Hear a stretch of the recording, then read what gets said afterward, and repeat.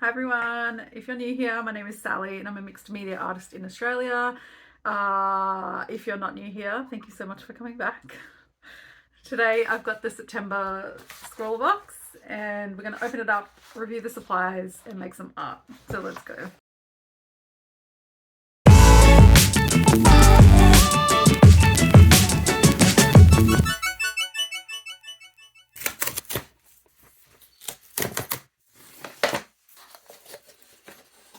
Alright, this feels like a weightier box than last month.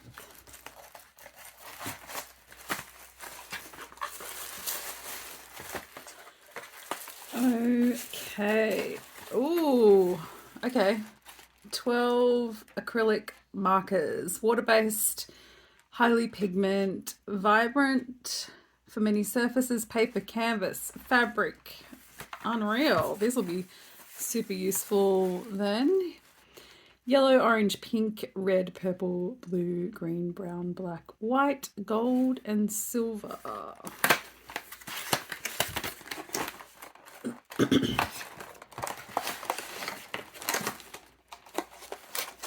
Cute.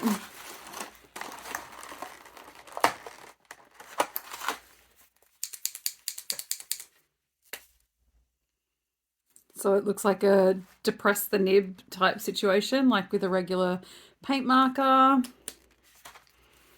All right, these should be fun to play with. What else have we got? Fruit salad candy, holly butters, uni pin fine liner in 0.9, Derwent sketching pencil 2B, perfect. Little sticker that looks like a little bird friend. Butters. You right, mate?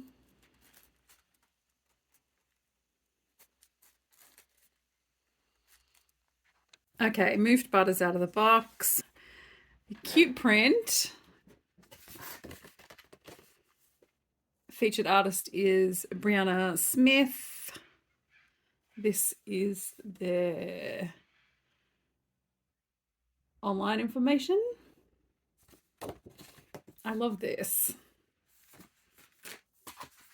Surface is A5 Bristol board, 250 GSM, 10 sheets. Beautiful and smooth, perfect for markers.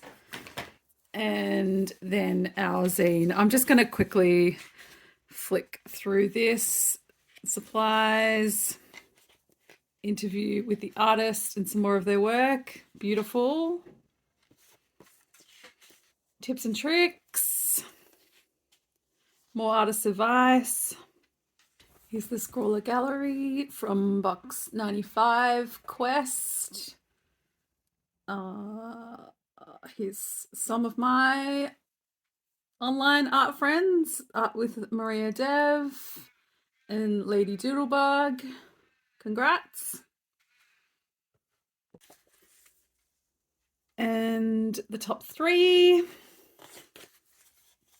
And our prompt for this month is claws and paws. That's right in my wheelhouse, so this should be fun. Let's make some art.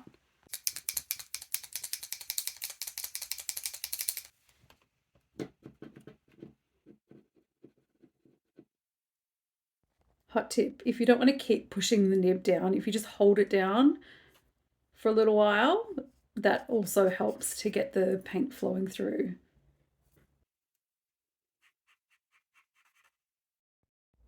So we've got a set of 12 acrylic markers. So they're filled with acrylic paint from Frisk. Good colour selection. You've got your primaries and a couple of others, plus a white and a gold and silver. And while I'm swatching them out, I'm going to test mixability because it says they are water-based and that they can be easily blended while wet. And this is a look at the silver. It easily covers the other colors, so they're layerable. Once the first layer is dry, you can easily pop the other lighter shades on top, or the metallics. I think I prefer the silver to the gold. Silver is beautiful.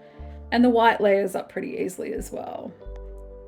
And then we're just swatching out the pencil, beautiful, nice, thick Derwent pencil.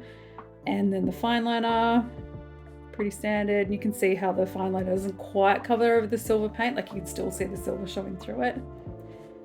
Once these paint markers are dry, you can't reactivate them with water. So that's good to know. So you can easily layer them up without disturbing the layer underneath. I did try this. I did try and shift it, but they were not budging at all. And I did notice on this paper that the water made the surface really textured, like really bubbly. So that's something to keep in mind if you're using this surface with a lot of water. And I didn't really even load up my brush with water instantly as well. So very interesting. I haven't really seen that from a paper before. And even here, when I mixed them in my palette and added water, down the bottom there where it was a bit more sheer and watered down, it's really, really textured. But that didn't happen at the top where it was mostly just straight paint. So can't really mix these down, dilute them with a lot of water to use on this particular surface. I got some watercolor paper to test out that, and it was much better. You can see the texture from the paper, but it didn't affect the paper at all. So if you want to use these acrylic markers diluted with water, best bet to use a specific watercolor paper.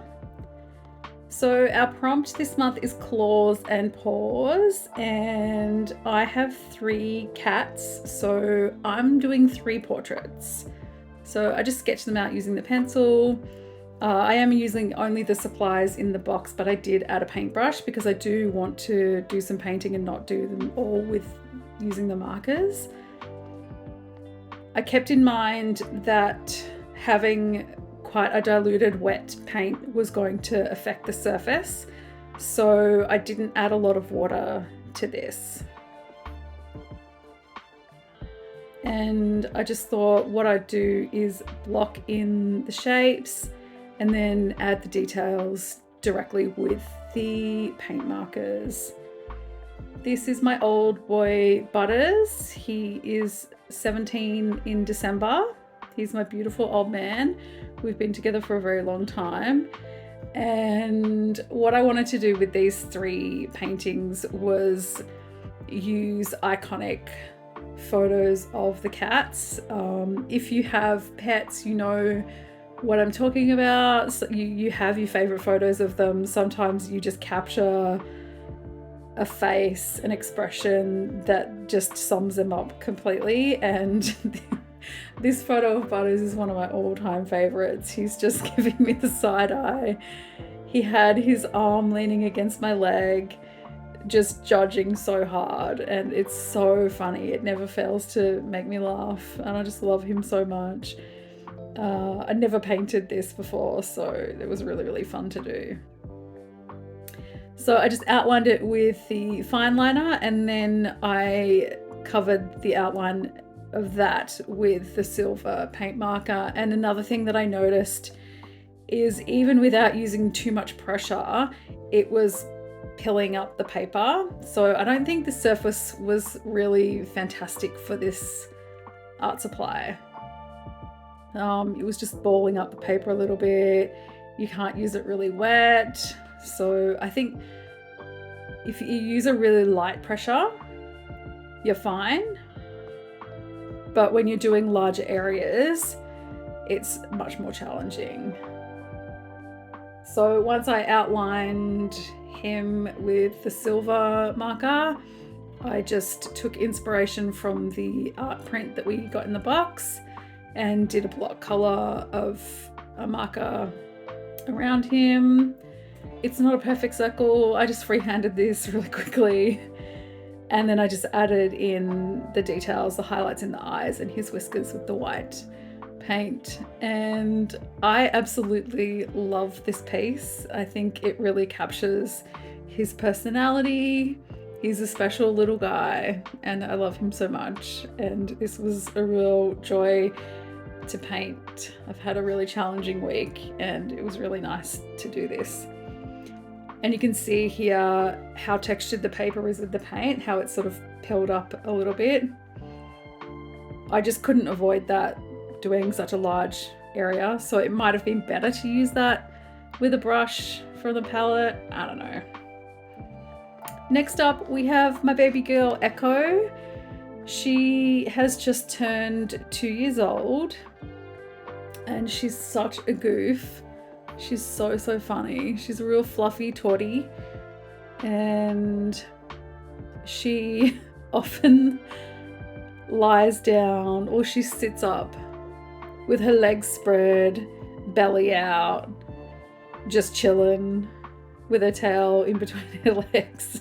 And it's so funny. I have so many photos of her doing this. Just serious face.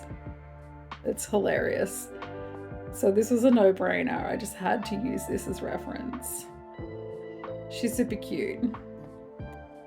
So she's got a lot of black, but she's a tortoiseshell, so she also has a lot of orange and white splotches. She's very beautiful. She has these beautiful golden eyes. So again, I just mixed the paint in the palette with a little bit of water to do the basic shapes and the majority of her fur, and then I just went in with the paint markers directly to do the details, and then outlined all of that in the fine liner. Look at her. So funny. And I thought I would outline her in the gold.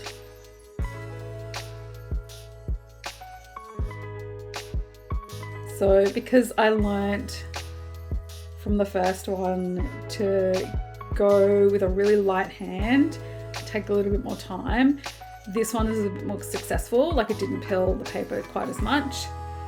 And then I just did the blue circle surrounding her. And I'm pretty stoked with this. This perfectly captures her personality. I love her a lot. She's so funny.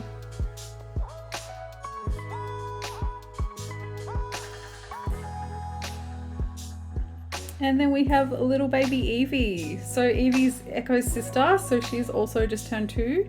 And she's also a toddy, so it's pretty chaotic in my house with the 2 girls and the old man, always judging everybody. And again, I just used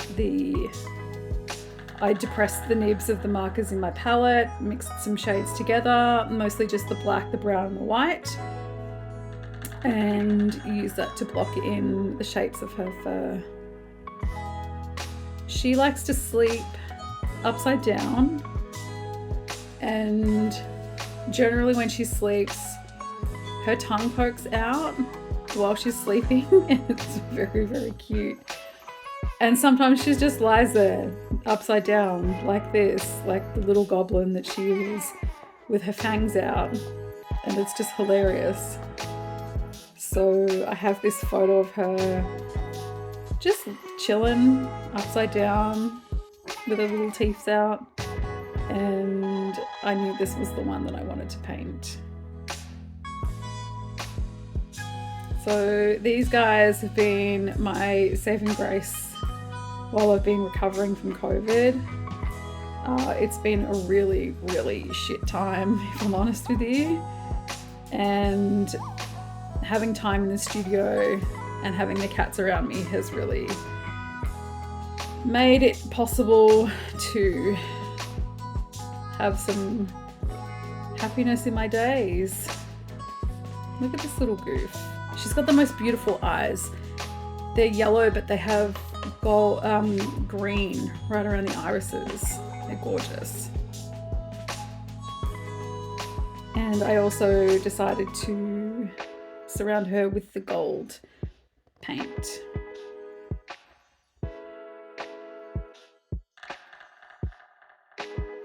So here are the finished pieces. Butters, Echo, and then little Evie. And I'm actually going to put these up on my studio wall. Thanks so much for watching. I really appreciate all your support. Here's my little babies. There's little Evie and Butters in the window. I'll see you next time.